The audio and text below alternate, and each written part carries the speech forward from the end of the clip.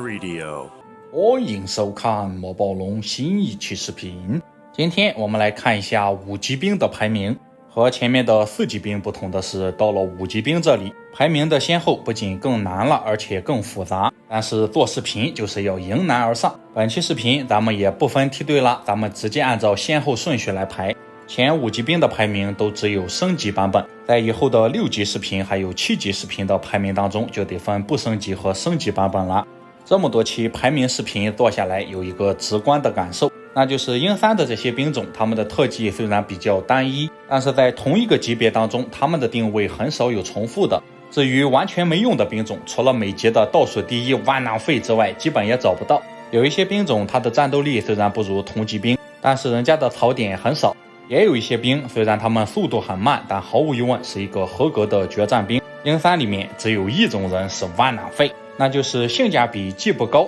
战斗力也不强，到了决战你都不会买的兵。说的就是五级兵的倒数第一熔岩元素。熔岩元素又叫10元素，是老牌万浪费成员。它和烈火元素虽然都是同级的倒数第一，但是烈火元素的属性放在3级里面还是能打的，而熔岩元素就不一样了，它放在4级里面也几乎垫底。为什么说是几乎呢？因为还有个烈火元素呀。它的属性和长角恶鬼差不多，但价格几乎是它的2倍。长角恶鬼售价270，排名都是那个等级。10元素人狠话不多，上来卖500块，没什么好说的。第10名邪神王，想必邪神王能够排到这个排名，大家也是心中有数了。养猪没有用，这不是邪神王成为第10名的关键。关键在于这个升版卖700金币，没有升级之前槽点倒不是很大，但是在升了级之后只多了一点速度和一个招猪的技能，贵出来了200块。关于这个招猪我也出视频讲过，简单概括就是什么用没有。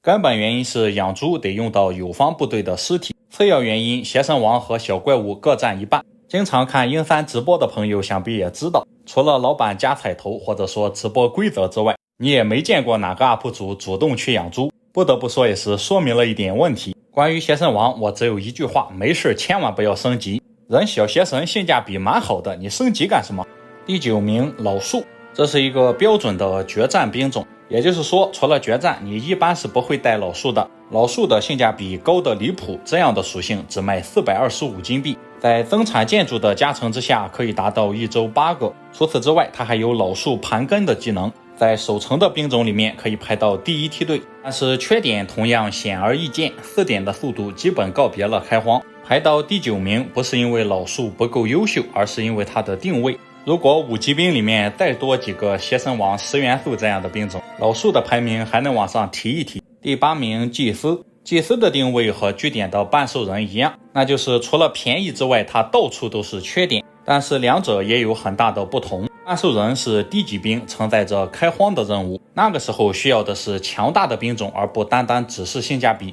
而祭司是个5级兵，在你买兵的时候顺手就买了，因为它很便宜。玩城堡的时候敌人总会先消灭神射手，接下来浩南哥的高输出会让他们感到恐惧。同时带兵作为一个1级兵天生具有高仇恨值，而祭司看上去那么的和蔼可亲，输出也不高，这就使得在很多情况之下祭司的处境异常安全。祭司你可以说他菜，但是呢玩城堡的时候又有谁不会顺手买上呢？整体上这个兵也是当气氛组的，但由于他是个远程兵，所以说排名在老树前面。最早的废案里面祭司是有施法动作的，网上也有几种猜想，往大了说他可能是祈祷，往小了说他可能是圣杯和疗伤。如果他会的是疗伤的话，那就很好办了，给屏幕前腰酸背痛的朋友释放一个疗伤，立马浑身轻松。但现实生活中没有疗伤这个魔法，但是我们有妙界腰背按摩仪。最近我忙的一坐就是大半天，累得腰都直不起来了，还好及时入手了妙界的行走式按摩仪。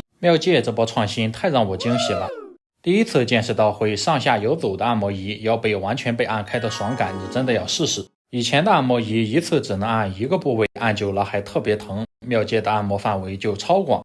顺着脊椎两侧一边揉推一边游走，从肩胛骨一直按到后腰，整个腰背的穴位都能按到，骨头缝都给揉酥了，特别解压。我平常坐久了就不自觉驼背，腰上的肌肉特别容易酸，就可以精准定点按摩。软胶按摩头就像个经验丰富的老师傅，很快就能找到酸痛点怼着按，又到位又深入。大家肩膀后腰捏起来要是酸酸胀胀的，一定要早点预防，不然日积月累，等挤压到脊椎产生病变就晚了。平时多按摩真的可以促进循环，提升肌肉活力，而且妙界有3档力度，全身都能按，工作回家捏捏肩，释放1天的疲惫，运动完架上整条小腿都能按得到。女生生理期搭配热敷还能缓解疼痛，超薄机身放背后当个腰靠也不占地，稳稳支撑脚背，做上1下午都不累，出去一趟全身 SPA 少说要300-400。现在少去1-2次就能在家天天按。妙界把万元按摩椅的技术都用到了按摩仪上，但更便携更省心，也不容易吃灰。有需要的朋友记得评论区领优惠券，新品活动力度大，保价送运费险，1年内有问题还能免费换新，自用送礼都很划算。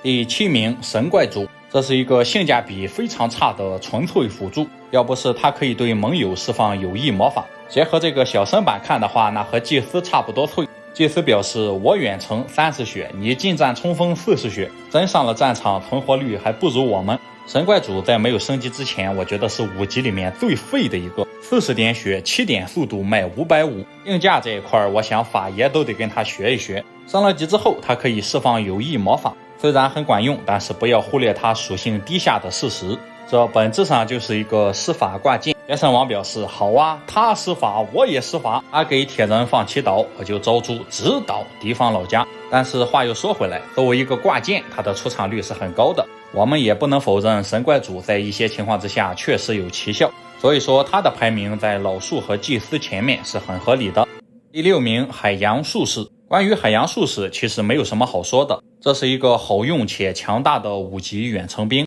关于它，你只需要知道它是一个高配版的祭司，被它远程攻击命中的敌人会先受到虚弱无力，然后受到毁灭之光。另外它的输出也非常可以，生命值有35点，也比祭司肉。同时它和神怪主一样，也可以当做挂件，你可以单独分出一个海洋术士，然后给敌人释放毁灭之光。毁灭之光是可以叠加的，如果你再配上减速，敌方的慢速兵可能没有冲过来，防御力就减成0了。它和神怪主最大的区别就是神怪主几乎只能当好一个挂件，而海洋术士真的可以打输出，并且还是个远程兵，所以排名在神怪主前面。第5名牛头王，牛哥有多强我就不用过多赘述了，他的输出和蝎狮差不多，要强于小飞龙，并且他的一次攻击就相当于浩南哥砍2刀。更重要的是牛头王性价比极高，6级兵的输出外加50点的生命值，只卖575金币，一个10元素卖500，然后作为一个近战兵，它的速度有8速，所以说牛头王是一个性价比极高，机动性也强，输出堪比6级兵的强大5级兵，并且地下城的兵种阵容不比城堡，在玩地下城的时候，一些情况之下你真的需要牛头王去打输出。就举个最简单的例子，你玩地下下龙国必须得买牛头，没有牛头你光依靠斜眼和美杜莎是下不了龙国的，因为你没有瞬时的高爆发。城堡拿皇家狮鹫和浩南哥当决战兵，地下城拿一个6级的11速飞行兵当决战兵，只能说双方自有国情在。牛头王在地下城里面就是6级兵待遇，如果说牛头享受6级兵待遇，第4名蛮牛那就是个6级兵。大家对蛮牛的最大印象就是他有死神之眼，事实上就算他没有这个技能，在5级兵的单挑里面也没有几个兵是他的对手。70点生命值的5级兵，工厂的枪手表示你才是6级。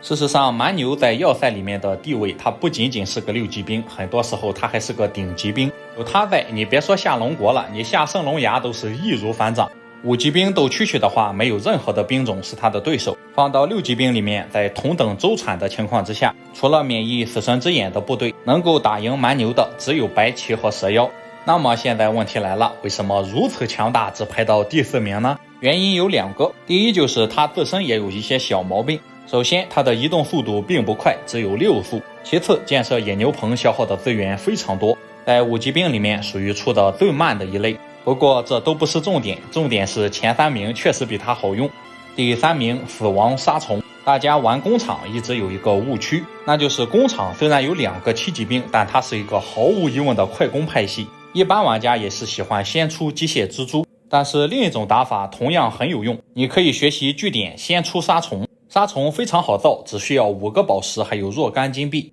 只要前期你的城镇边上有一撮宝石，你就可以考虑先杀虫了。出了杀虫之后就可以学习据点，据点咋玩你咋玩，但是这个打法不同于据点，据点人家有小比蒙兜底，而工厂的话，他们的7级兵是毛暴龙，你指望毛暴龙这个有出现东西去兜底的话，所以说正常的选择是机械蜘蛛，问题主要出现在上层建筑上，所以说大家就很自然的忽略掉了死亡杀虫强大的战斗力。大家仔细对比属性的话，你会发现它的属性是要比雷鸟强的，并且人家可以吞噬尸体获得额外的攻击。换句话说，把这个兵种换到据点，据点照样能起飞。但是杀虫也有一个小毛病，它的速度只有10点，非常尴尬。上层建筑不靠谱，并且速度尴尬，这也是杀虫只能沦为第3名的原因。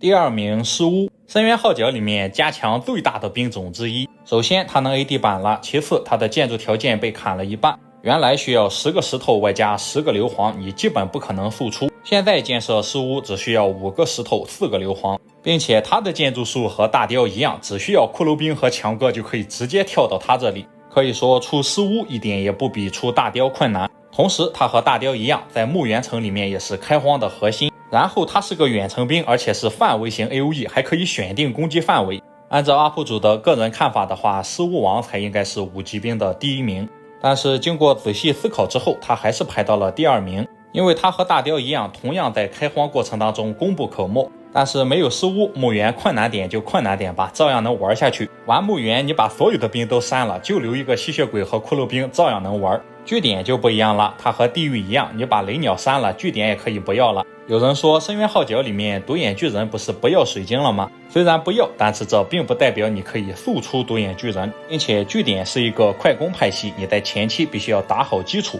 等你找齐独眼巨人和食人魔堡垒的20个石头20个木头，那个时候黄花菜都凉了。即使是在深渊号角里面，雷鸟也是不可替代。说完了战略的重要性，雷鸟自身的属性也是可圈可点，11速飞行兵外加60点生命值，尽管卖700金币，但是没有玩家觉得贵。如果说施救还有一个前置建筑兵营的小缺点的话，那么雷鸟就是极少数的找不到任何缺点的兵种。不信大家可以在弹幕上发一下，说一下雷鸟的缺点。UP主先来为敬，就是这个闪电攻击的概率太低了，除了这些调侃之外，你可能找不到了。这就是全部5级兵的排名。感谢大家收看，咱们下期6级排名再见，谢谢朋友们。